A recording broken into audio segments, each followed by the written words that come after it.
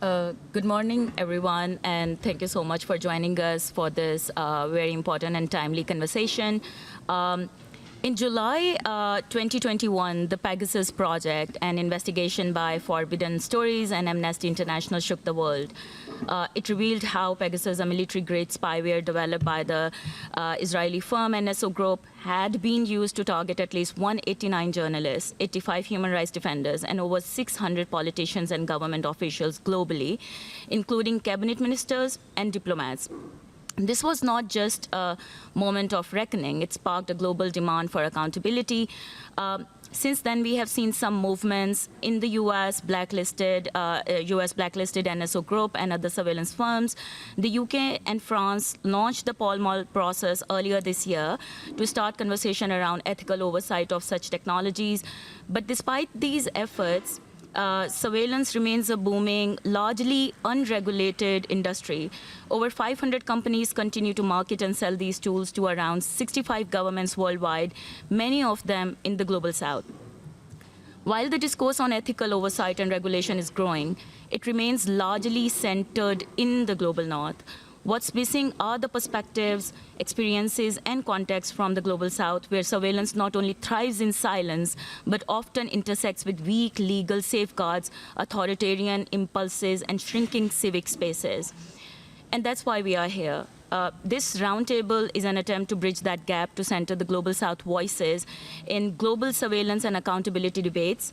We want to ask, what does surveillance look like in regions like Latin America, South Asia, MENA region, and Africa?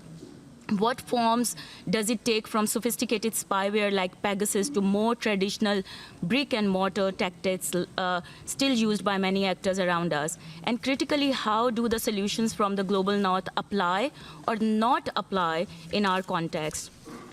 Over the past 5 years, the surveillance tech industry has only expanded. Even the most cautious individuals, journalists, human rights defenders, civil society actors find themselves vulnerable.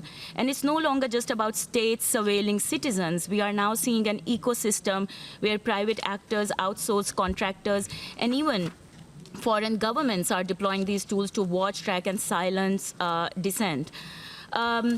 So I'll just stop here with the introduction and just introduce some of our panelists who are here and 2 panelists who are joining us online. We have Anna Getton from R3D Mexico. We have Apar Gupta from Internet Freedom Foundation India. Mohammad Najam from SMAX Lebanon.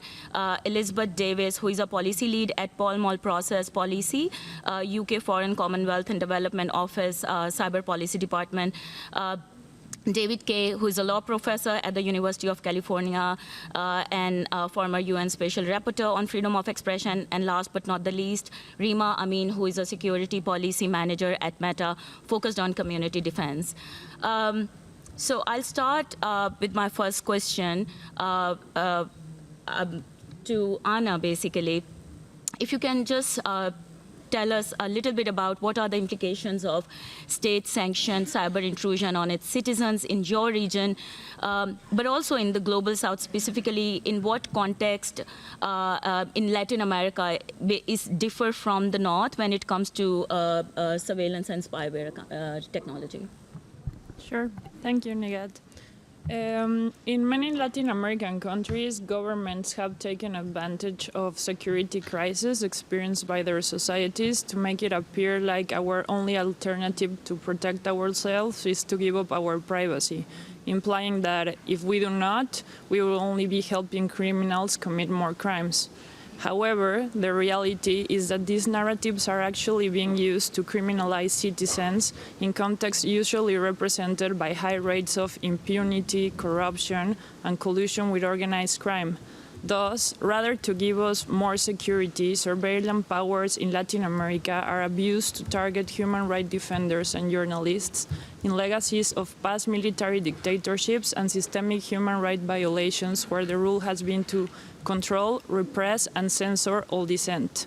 For example, in Mexico, abusive surveillance powers exacerbate in a context where Mexico has led and maintained for more than 15 years a military approach to public security risks, granting powers to the military that are constitutionally prohibited. The Army has systematically abused surveillance technologies to interfere with investigations carried out officially and by human rights defenders and journalists related to the Army's human rights abuses, such as extrajudicial killings and enforced disappearances. Many of the Pegasus infections occur at times when the victims were carrying out work related to human rights violations committed by armed forces or police authorities. In fact, information that has been made public as a result of the hacking carried out by Colectivo Guacamaya confirms that the surveillance and monitoring activities carried out are mainly done against civil organizations, human rights defenders, activists, and journalists, where they are classified as pressure groups for their work in defense of human rights. For example, in Mexico, one of the victims, Undersecretary Encinas, was in charge of the Truth Commission for the disappearance of 43 students from Ayotzinapa, in which Army personnel participated. And another victim was Centro Pro, a human rights organization who represented the families of the victims in this case and represents many other victims of human rights violations by the Army. In 2017, 2022, and 2023, surveilled victims in Mexico, mainly human rights defenders and journalists, filed criminal complaints with the Special Prosecutor's Office for Crimes Against Freedom of Expression for the crimes of illegal interception of private communications and illegal access to computer systems. However, despite multiple calls by national and international actors regarding the need to carry out a diligent investigation, justice and accountability have been obstructed by the authorities under scrutiny, who consistently claim no database or formal documentation of the records regarding the persons of numbers targeted by Pegasus exist. Furthermore, in a context in which the Army does not only control the federal security and intelligence apparatus, but now controls ports, airports, and roads, as well as operates trains, refineries, airlines, touristic resorts, banks, and many other business interests, it is particularly problematic that it deploys surveillance technologies with complete opacity and impunity. And I think that in general terms, this is the context in which Latin American countries usually use and abuse surveillance powers, in which they try to stifle dissent and repress and censor human rights defenders and journalists without any type of redress or reparation for the victims, access to justice, non-judicial or non-judicial remedies. So I would end with that. Thank you so much, Anna. I'll head to Apar Gupta, who is joining us online. And Apar, if you can build on what Anna basically described, what is happening in their region, how do you think surveillance has manifested in your or our part of the world? Are zero-click attacks a significant threat in the region, or do other urgent issues take precedence? And what role has the Internet Freedom Foundation played in this regard? Thank you so much, Nigat.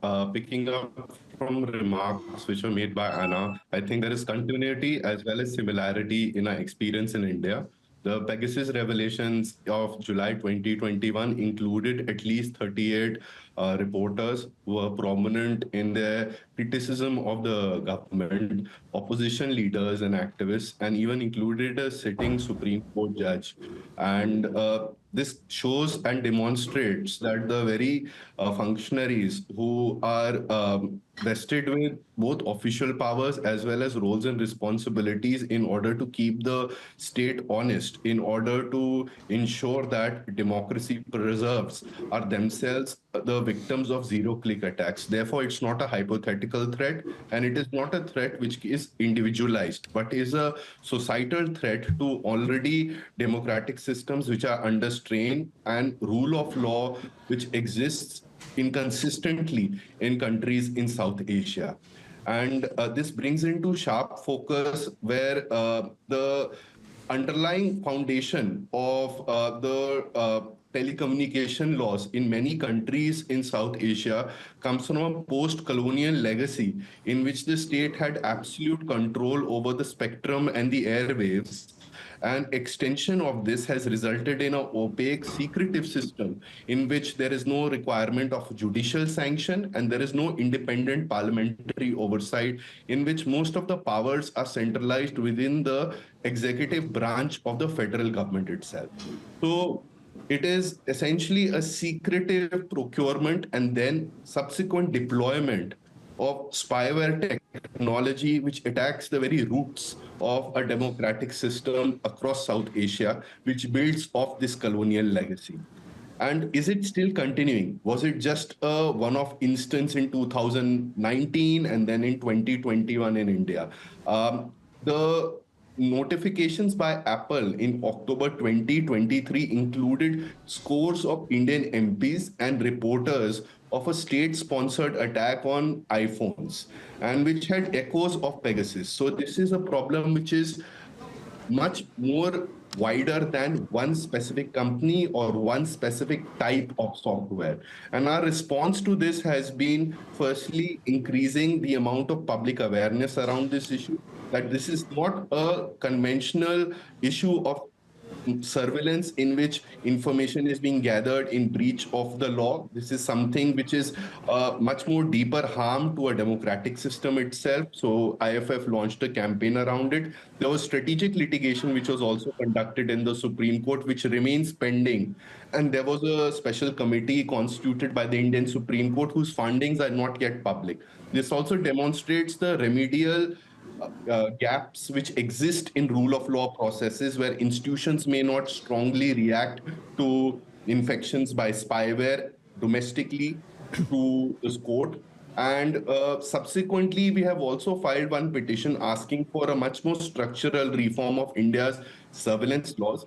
Three short points before I end this intervention. The repeated instances of the use of spyware, the foundational deficiencies in our legal system, as well as institutional frameworks to enforce remedy, calls into sharp focus the need for platforms as well as multilateral and multi-stakeholders, organization and processes to the following. Possibly consider moratorium on commercial spyware until its legality, necessity, and proportionality principles can be set through multilateral frameworks. Export control alignments, which also have transparency requirements to which countries, what kinds of technologies are being issued, and what are the standards for which such kind of export controls actually apply. And specifically, till that happens, for victim notification and right, which enables the right to remedy, should be maintained by most platforms when they do detect spyware infections. So much. Yeah, Apar, thank you so much for giving us a detailed picture of what is happening in India, but beyond India, in South Asia, and the kind of actions that IFF has taken. I just wanted to ask you, the cases are still pending, or in any of those petitions, have you heard from the courts, or any hope around those petitions? So there was a high amount of hope when the petitions were initially filed, Nigat, given there was a vast amount of public interest as well as reporting activity which was being carried around them. The petitions came to be filed shortly after the revelations were made, sometime in September 2021. And an expert committee was set up. However, its findings were not made public. And the case was then not posted for active hearing, at least for a period of 2 years, from 2023 to 2025. Earlier in the year, the case did come up for hearing, but then again, it is not a case which is proceeding fairly with some kind of pace. And the fight right now is to get the determinations by the expert committee as to the examination of the devices made public, or at least even be made available to the very petitioners who have approached the court, whose phones were submitted to the committee. Even they don't have access to the report. Again, I will re-emphasize, while it is essential for a lot of people in South Asia, not only in India, to engage with their courts, with parliament, in the public sphere, there are limitations which are there in these institutional processes as to their autonomy and ability to provide remedy to victims. Thank you so much, Apar. I would just say that especially in South Asia, keeping in mind geopolitics and especially ongoing conflicts going on, I think it's becoming more and more difficult for civil society to raise issues around spyware, surveillance. It sort of has become a taboo issue over the years, where when you mention accountability on spyware technologies, that's where you also kind of you are in a situation where you there are several backlashes coming from different segments of the state and other actors. I'll come to you, Mohammad Najam. You run this organization, SMEX, in MENA, and wanted to ask you if you can also elaborate some patterns that you have observed in how spyware is deployed in your region, in MENA, and what SMEX is actually doing to address that challenge. Thank you, Nigat. First, I want to start by mentioning, like, the MENA region has some specificity to it, because in 2010, 2011, when we witnessed the Arab Spring, the community and the societies in the region were going in one direction, and gradually we went into totally the opposite direction. So basically, the tech space was really open before, like, the Arab Spring, or kind of open. When the Arab Spring happened, when we saw the result, all the authoritarian regimes, all the governments, like from the Gulf, Egypt, everybody came together and they started closing the civic space slowly. And one of the big tactics that they use is surveillance. Of course, not only surveillance, but I'm just going to talk about some of these points.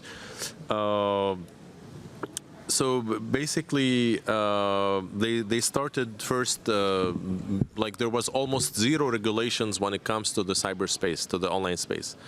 And suddenly in 2015, there was dozens of laws around, like, cybercrime laws, around freedom of expression. All the regulations came out, and all these regulations have one goal: to actually limit the speech, limit what people are talking about, are online. So this kind of regulation affected a lot the space, and we started seeing a lot of people going to jail for like 10 years, 15 years for things they have said online. So regulation was really one of the big tools they have used. And then when we want to talk about surveillance itself, of course, like the Gulf country, they have a lot of money. We have seen the relationship with Israel was kind of like not known. Are they actually enemies or are they friends? There was no public conversation about it. But then later on, we discover that the Gulf has been investing a lot with NSO, Pegasus, and there was a lot of cases about it. I'm sure you all know about it. So Pegasus have been used heavily, and NSO, and so many other softwares and companies. So this definitely affected a lot what we've seen right now, especially with the case of Jamal Khashoggi, that everyone saw it happening, and we have seen that there actually no accountability.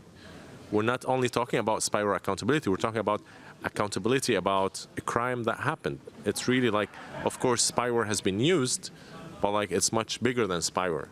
And I'm sure David will touch up on this a little bit. So more and more of like the self-censorship has started to be created because of this.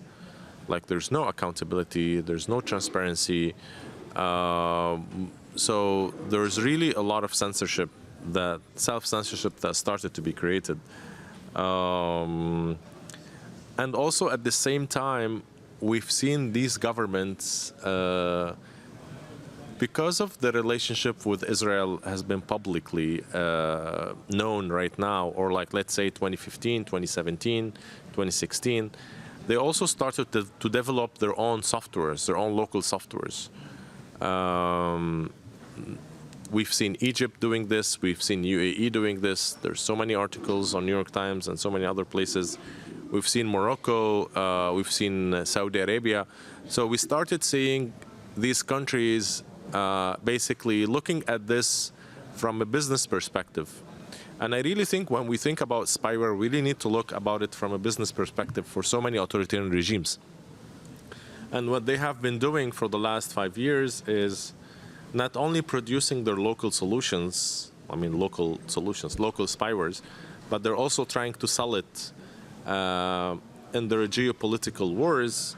Like we've seen, for example, like UAE are giving their softwares, their surveillance to RSF, like the Rapid Support Group in Sudan. We have seen it happening in Egypt. We have seen it happening in so many other places. So it started to be part of the geopolitical game, mostly to gain more power. Sorry, I put 5 minutes, and that was very quickly. So I need to finish quickly. Okay. And we also have seen it. Where was I? Okay. So basically, UAE were selling it in terms of like to empower their geopolitical presence, but to also make money. Like a lot of these countries are making these softwares to make money. So we need to understand this as advocates of digital rights. It's a business decision as well for them. And one thing that we don't talk a lot about in our communities is like they're also doing surveillance on their friends and allies. And this is something really important because we have discovered in so many cases that all these countries are doing surveillance on each other's. They're not doing surveillance on their enemies, on activists, but they're also doing surveillance on other politicians, on their friends, on their cousins. So they want to catch their secrets. They want to understand what they're doing. So this is happening. In terms of SMACs, I know I didn't answer the question yet, Nigat.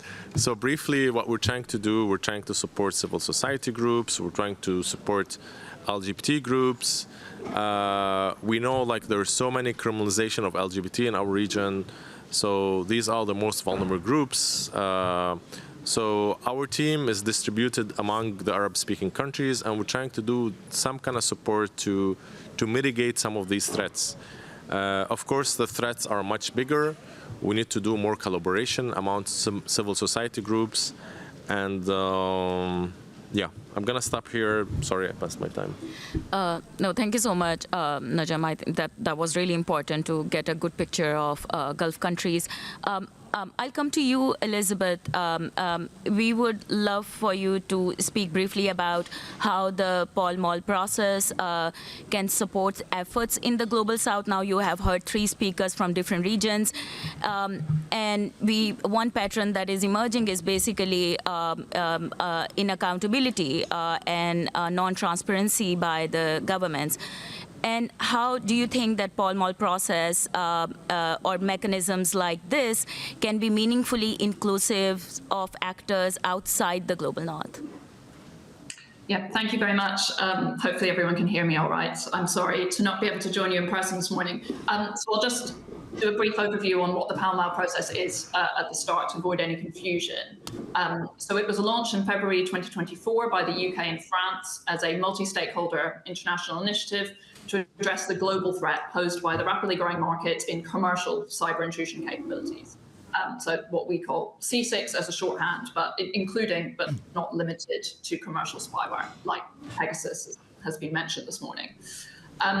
This threat includes the serious harms caused by the irresponsible use of these tools to target human rights defenders, journalists, and others who play a vital role in protecting and promoting fundamental freedoms, much of which we only know about thanks to the brave work of many of you here today, as previous panelists have set out. But we also, as the UK, have concerns because of this rapidly growing market's impact on the cyber threat that we as states all face by lowering the barrier to entry to advanced capabilities to a wider number of states and non-state actors. And that increased the volume, the variety and severity of threats that we face, threatening our officials, our infrastructure, our businesses and our citizens. And we know that this threat will become increasingly acute into the future as the market expands, diversifies and specializes. So while we're focusing today on commercial spyware in particular, I think it's important to emphasize the Pall Mall process looks more broadly across the commercial cyber intrusion market, so including elements of the supply chain that sit under these sophisticated capabilities, like the vulnerability and exploit marketplace, because we don't believe any one element can be tackled in isolation. The UK government does believe there are legitimate uses of these tools in defensive cybersecurity operations, for example, for national security and law enforcement, but these should be limited and they should only be used with appropriate oversight and safeguards in place, and never in ways that threaten human rights or contravene international law and norms.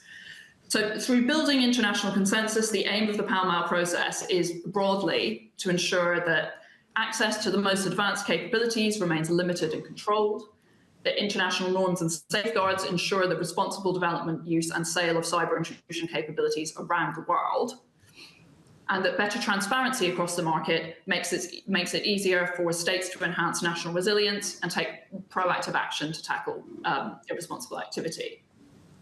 So what we're trying to do is set the rules of the road for different actors across the market and thinking about shared responsibility towards tackling this threat that impacts all of us.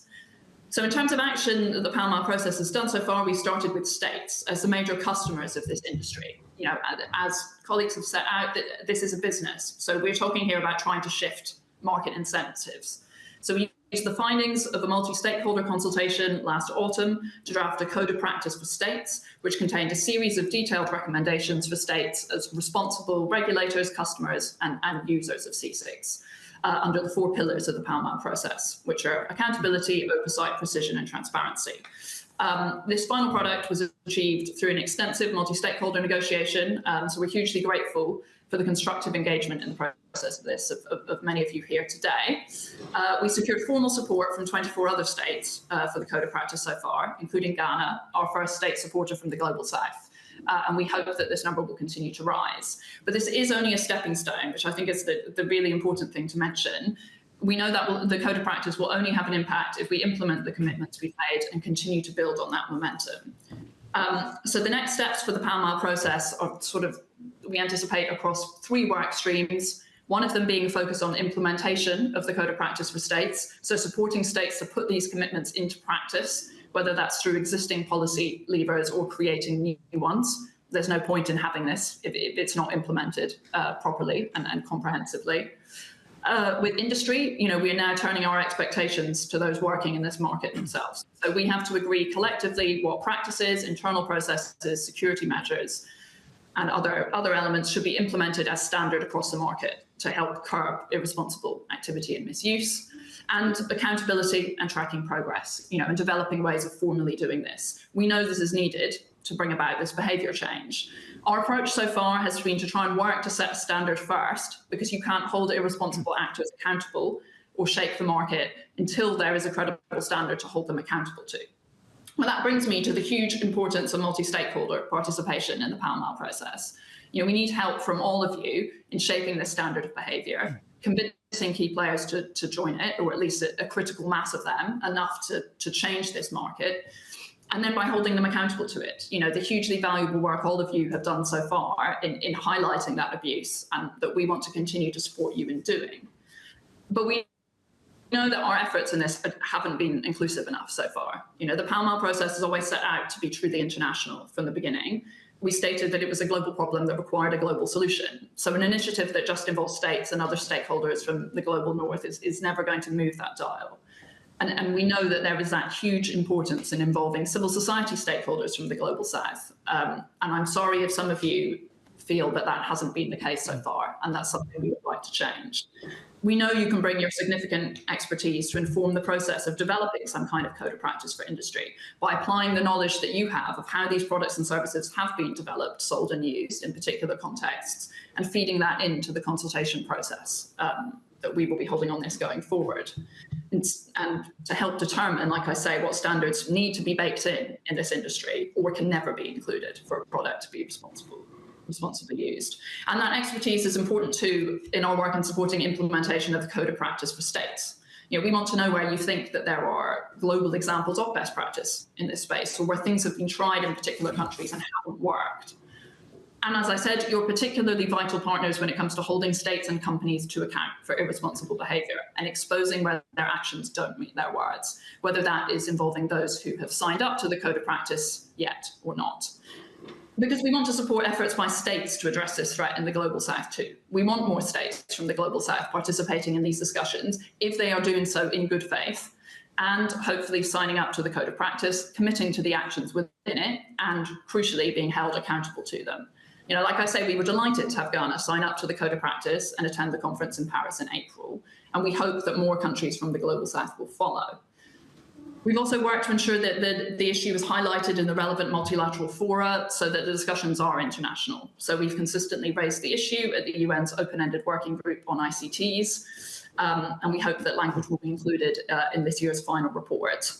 And I should say, and last but very, very much not least, you know, the UK wants to make sure that we're supporting those who are already victims of the irresponsible use of these capabilities or at high risk of becoming so wherever they are in the world.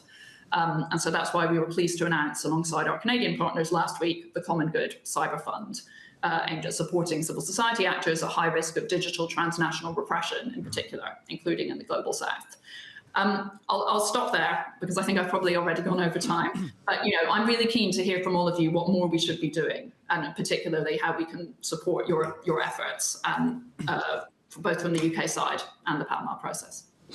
Thank you so much, Elizabeth. I think it's very useful what process UK and French-led initiative Pall Mall process is doing, and how you are trying to include Global South voices in this process. Professor David, I'll come to you, and you have been in this space for so long. You are a former rapporteur, UNSR, on freedom of expression, and I have seen you very actively engage with the accountability mechanisms around spyware technology in the US and also other processes. And I would like to ask you very candidly how international law, especially during these times, is effective when Global South actors, especially civil society, is trying to hold big actors accountable around spyware technology, and also if you think that Pall Mall process and other processes like these would be useful for Global South. Mm-hmm. Great. Thanks, Nigat, for pulling us all together here. I guess the way I would answer the question at the highest level is that international law is only effective when it's domesticated, when it's actually applied. So I was very happy to hear from Elizabeth that Pall Mall process is a stepping stone. It's the sort of how we judge it is by its implementation. And so in thinking about implementation, about the strength or the power, the effectiveness of international law, let me just try to make 3 points, or I'll divide this into 3 sections. First, on global export constraint. Clearly, we need clarity and human rights standards to be a part of global export constraint.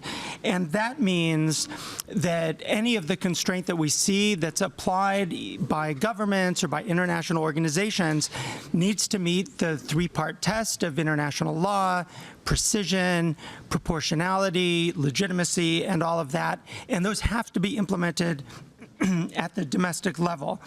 I think one thing that we have seen in global constraint is that, particularly during the years of the Biden administration, the actual sanctioning of bad actors has an impact. Right, so it's one thing to have high-level, soft law, but we really need the actual sanctioning of the bad actors, because that has a very strong impact on the ability of those bad actors to continue to operate. And so as we're thinking about global export control, we need to be thinking about how do we make that part real. The second part that I want to mention is litigation. Right, so litigation is also a form of moving from the soft law, from the standards, to actual implementation. So I think we saw in a very constructive way WhatsApp or Meta suing the NSO group, which led just in recent months to an award against the NSO group of $168 million in a U.S. court. Now, whether that holds, remains to be seen. But that kind of pressure is absolutely essential. Now, it's more difficult to do that kind of litigation against states because of sovereign immunity. There's variation in different jurisdictions. It's harder to do in the United States than in the UK, for example. But we continue to see that kind of litigation as a tool to impress upon the global community, and particularly on the bad actors, that there are consequences for their actions. The third area that I want to talk about, and I'll devote sort of the balance of my time to this, is on domestic constraints, domestic and sometimes supranational constraints that can be imposed on law enforcement and on the intelligence community. So actually, this has been an area where there's been quite a bit of positive movement in recent years. Just last December, the Venice Commission, of which I'm a member, issued a report on spyware that has very strict rules with respect to law enforcement's use of spyware tools in domestic settings. I think it's important to look at that, to look at the European Union and the European Parliament's PEGA committee process on this, and to ask a couple of questions about these domestic constraints. The first one is, will they be applied? So the Venice Commission really details some very significant rules that should be applied by states. Will they be applied by states? We've seen significant use of spyware against human rights defenders, against journalists. Even over the last several weeks, we've seen the scandal of the use by the Italian government against journalists. Will these standards actually be applied? That's really a very open question right now. And then the second question I think that's very important is, will these standards be used to apply to global export constraint?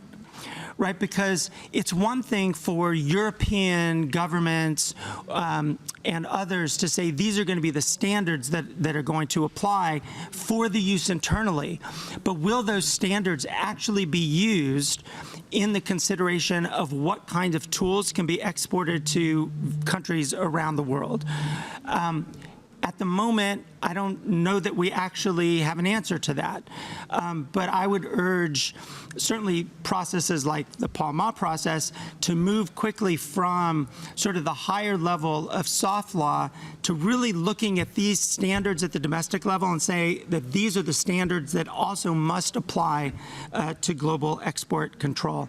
I'm at 5 minutes, so I'm going to stop there. I'm sure in the conversation there'll be more that we can talk about. Thank you so much, Professor David. I'll also encourage our audience, if they have questions, please prepare them. I'm not taking them right now. We have one more speaker, but I'll open the floor after Rima.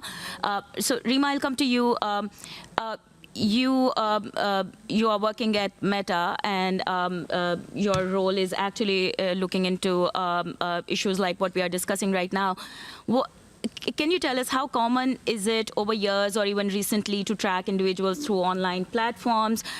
Recently, the NSO was ordered to pay damages over $150 million to Meta for hacking WhatsApp in 2019. By the way, if you get that, I think you should proceed that to the civil society in the Global South who are working on spyware accountability. But no, that's just, I'm joking. So what does this mean for online platforms tackling vulnerability issues against cyber tech companies such as NSO? Sure, thank you so much. And also just to say that is actually our plan, if we are awarded those damages, to be able to contribute that to organizations who are supporting people targeted by surveillance for hire. In terms of what we've seen on Meta's platforms, we have investigated and disrupted operations from over 20 surveillance for hire firms across targeting people across 200 countries.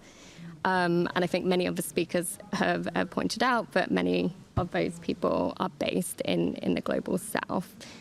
these surveillance for hire firms claim that their technology is being used to target criminals and terrorists, but our investigations have shown over and over again regular targeting of dissidents, critics of authoritarian regimes, families of opposition, and sort of human rights activists. Our teams are very focused on sort of investigating these threats, disrupting them, notifying victims, working also with civil society organizations to find ways to support them. We also, where appropriate, do sort of intelligence sharing because we know that these types of threats cut across sort of different platforms and places. So it's really important that we're able to share that intelligence. And then also we release information about these threats through adversarial threat reports. In terms of your question relating to the NSO group, I think in the spirit of, stepping stones as we're talking about today, I think what that lawsuit really showed was that legal action here is possible. And in terms of having some optimism there, we hope that this will provide a bit of deterrence for, the manner of which some of these surveillance for hire companies are operating. I think Mohammed also spoke about these being sort of businesses. And so, again, we hope that this lawsuit has provided insight for investors who may be thinking about investing in this type of technology as well. So there's a couple of things that I think we can be optimistic about. There were also a couple of things that we learned through the lawsuit. Firstly, we learned about NSO's actual role in the data retrieval and delivery of the technology, which was sort of almost sort of every part of it. So that was an interesting insight. And we also learned that WhatsApp were far from being the only ones targeted by the NSO group. So they spent tens of millions of dollars on malware installation across things like instant messaging, browsers, and sort of operating systems. In terms of sort of what we see as being needed next, of course, it's a really important step that we were able to take with the litigation. But we really need, and I think a lot of the speakers here spoke about this, we need legal recourse to be accessible and attainable specifically for those who are targeted by these technologies. Elizabeth spoke very well about some of the controls and guardrails that are really needed for this industry. I think that's pretty key as well because we need something for these firms to be sort of accountable towards, and we also need to prevent these technologies from being misused in the first place. So I'll end there. Great. Thank you so much, Rima.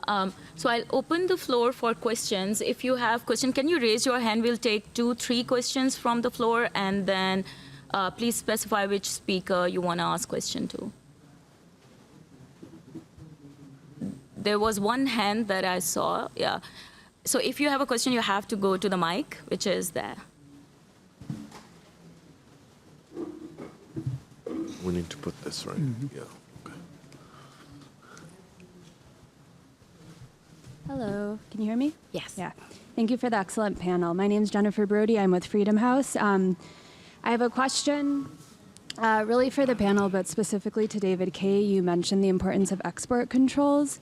In my work on this topic, what seems to be kind of the next step, lowest hanging fruit, is to help governments create enhanced human rights due diligence guides, essentially. It's something civil society supports, governments in theory want to get behind, and the quote-unquote good actors in industry are also keen on this work. So curious if David, if you have any comments, also directed at Elizabeth Davies with the UK FCDO. Thank you. Great. Jen, thanks for that question. It's a great question. So I agree with that. I mean, I think going towards very specific due diligence approaches can just concretize, what we're talking about, and give a kind of checklist for governments to determine, what is and is not legitimate, and also, I think to the extent that that due diligence can be transparent and widely shared, it also enables governments to share that kind of information, for civil society, for other stakeholders to engage in that. I think, getting to the title of this panel, I think it's going to be extremely important for that kind of due diligence to be widely shared outside of, the global north. And there are efforts. There's an African regional spyware initiative right now that can be one kind of vector to getting that kind of information and building that kind of capacity outside of the north, which could be really valuable. But I think due diligence like that is definitely important, particularly given that we'd be talking about fundamental human rights standards that should be applying here. Yes, Elizabeth? Sure. Just to come in on that as well. I think, fundamentally, we would agree. I think this is one of the most obvious areas to focus on when it comes to that concrete implementation of the code of practice. So we are planning to sort of set up some particular working groups focused on particular areas of implementation that we think we can work on now over the next years. And one of them will be focused on export controls. Because I think even also the sort of flip side of the human rights due diligence is also ensuring, I think, that national export control authorities fully understand what lots of these tools are capable of, and therefore that they are asking the right questions when it comes to those human rights due diligence questions as well. It's a complicated area, and the technicalities of it, I think, sometimes are what kind of tie everybody up in knots. So improving that human rights due diligence and also just improving the application and enforcement of export controls across this space is something that we really want to look at quite closely. We will be welcoming lots of input into that as to how all of this can be applied. Do we have any other question from the floor? Maybe any comment, addition? No, if there is no question, if you want to add into this debate. If no, I would like to share some findings. So I run this organization called Digital Rights Foundation. We are based in Pakistan, working in South Asia, now looking at the region. So we are working on this series of regional scoping studies that will be released in coming months. And this study basically explores what surveillance looks like in South Asia, starting from Pakistan, India, Sri Lanka, and Bangladesh. And Apar, who is also a speaker, they are also contributing to this study. And our aim is to uncover which cyber intrusion capabilities are available in our context, what risks they pose to privacy and digital rights, and what gaps exist in transparency and accountability. I'll briefly mention few findings in our report. In Pakistan, we found that the lawful intercept management system, which we call LIMS, is central to state surveillance. It is managed by a regulator and funded by telecom providers, and the system facilitates real-time access to messages, call logs, metadata, and even audio-video content. Shockingly, telecom providers are required to ensure at least 2% of their customer base, around 4 million people. So 4 million people are under surveillance at any given time in this country. I'll go to Sri Lanka. In our research, some of the findings we are finding is the use of backdoors and unmonitored data transmission in devices provided by companies like Huawei. The Telecommunication Act gives sweeping interception powers to ministers while judicial approval is required. The lack of clear SOPs makes the entire process opaque and vulnerable to abuse. In India, while the landmark Putswami judgment recognized privacy as a fundamental right, the passage of the Digital Personal Data Protection Act in 2023 marked a worrying regression. The law fails to meaningfully protect citizens from surveillance, and decision-making around intrusive technologies remains hidden from public scrutiny, as Apar mentioned in his intervention. In Bangladesh, surveillance involves both traditional forms as physical tailing and wiretapping, as well as more sophisticated and intrusive domains. Some police officers routinely have access to and use surveillance technologies, especially during protests or socially disrupted events, to collect real-time information. Telecommunication Regulatory Commission and National Telecommunication Monitoring Center both have the authority to collect data without cooperation from telecom providers. In one example, authorities deliberately slowed mobile and broadband internet access to force citizens in Dhaka to use traditional network communications, which are easier to trace. So these are some of the examples and findings. And they might not sound more sophisticated because the work in Global South is just starting, although by civil society, although the states and actors who have this capacity to acquire technologies are more advanced, and more advanced not only in using these technologies, but have more resources. And I think that is the worrying trend, where we are way behind in these conversations around accountability, transparency, and really have no means in terms of holding powerful actors accountable and how to hold them accountable, how we can use these international processes and what these processes mean for us. There are several initiatives that are going on. Civil society is building their own capacity, like SMEX and DRF is actually building this emerging threat lab, building our own capacity to support victims and survivors who, when they find that they are being surveilled or sophisticated spyware is used against them, they are at mercy of no one. And then they come to civil society or helplines or help desks, digital security help desks, to seek guidance or support.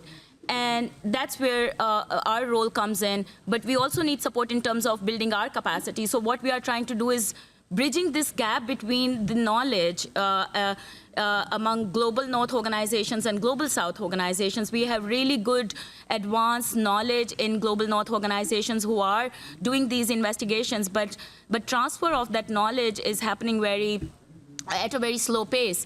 So what we are doing is like trying to build our own knowledge and capacity so that we are on ground, can provide this support to the victims and survivors as first responders. I would like to mention Spyware Accountability Initiative, which is focused on Global South actors and supporting them so that they can work on these issues. And I think before ending this, I will ask this one question. We have, how much, 10 minutes? No, 7 minutes. So I'll ask this one question to all our speakers, that if they can mention one key action that we can take or they can take if they are government or academia or industry, that they can take in supporting civil society or actors who are trying to hold spyware or governments or spyware tech accountability work possible in their own context. So please, anyone who wants to start. I can start. Yes. It's not going to be one, but I'm going to try to synthesize it. I agree with what was mentioned about the necessity of having national legal frameworks regarding implementation and not just soft law, because that way it can be legally binding, but also to contextualize it according to the Global South and what we were discussing, to actually see what happens in countries of the Global South regarding corruption, collusion with organized crime, impunity, and how these obstacles relate sometimes to our lack of access to justice, accountability, and transparency. And I think that's very important for us to connect. And also what Nigat was mentioning about the fact that it's not only related to the targeting of human rights defenders and journalists in public interest matters that affect democracies, but also we're establishing a global trend where massive surveillance is happening everywhere. So, for example, in Latin American countries, there's a lot of now centralized data registries that are being interconnected and that allow for everyone to be massively surveilled. So I think that we have to also establish that it's not only Pegasus and certain type of spywares, but that there's several surveillance technologies that are being implemented that are going to affect every citizen around the world. So that's it. Rima, can I continue? Sure. I think, this is a global threat and cuts across different spaces. And so I think really working to drive sort of initiatives like the Pound process together, I think is going to be super important in making sure that they expand. I think a couple of sort of key areas is driving to make sure the controls and guardrails are in place, both for the companies and also the customers sort of themselves, making sure that human rights due diligence is sort of there and that transparency is there too. And then the second piece to that is really ensuring that remediation for targets is possible and the ability to drive accountability and legal action as needed is there too, because unless you have that second piece, the first piece around guardrails completely falls apart. So, yeah.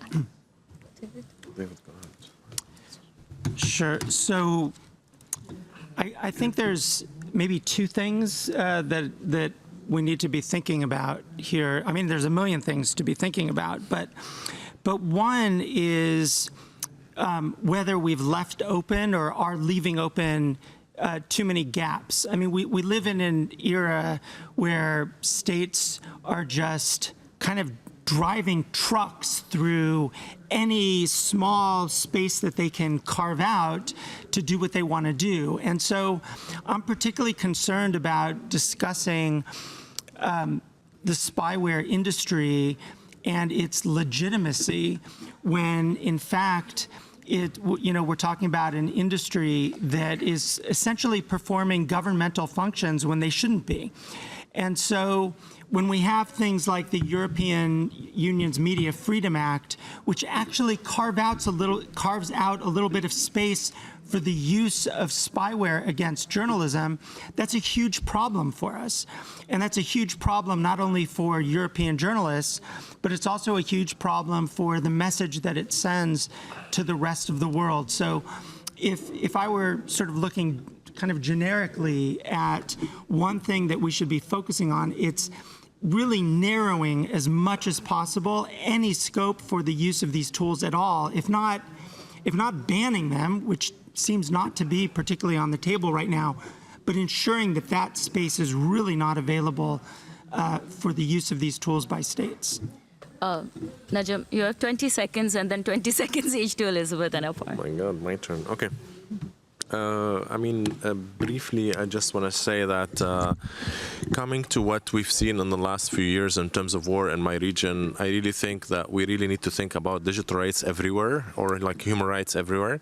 I mean, in the opening ceremony today, I've seen an interesting case of Ukraine. A gentleman was speaking about how successful it was to regain access to the telecom and how it's helped them a lot through their communication by using Starlink.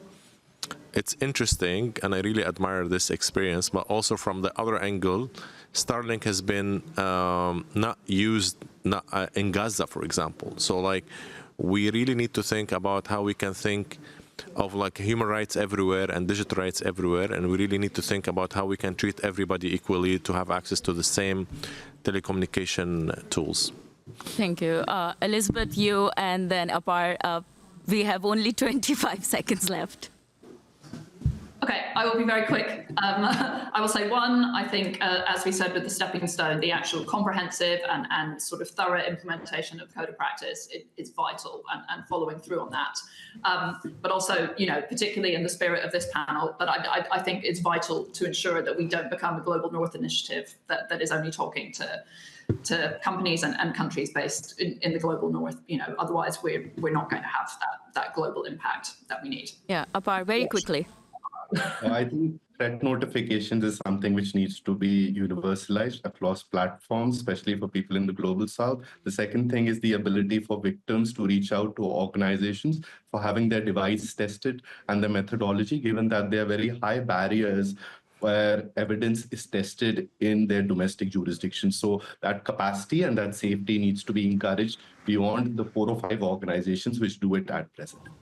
Thank you so much. Thank you, everyone, to our speakers. I would like to give a shout out to Jennifer Brody from Freedom House. She has been doing a lot of work. So we have so many allies in the audience, our speakers. Thank you so much. And this is just the beginning of this debate. Please keep talking about this issue throughout IGF and beyond. Thank you.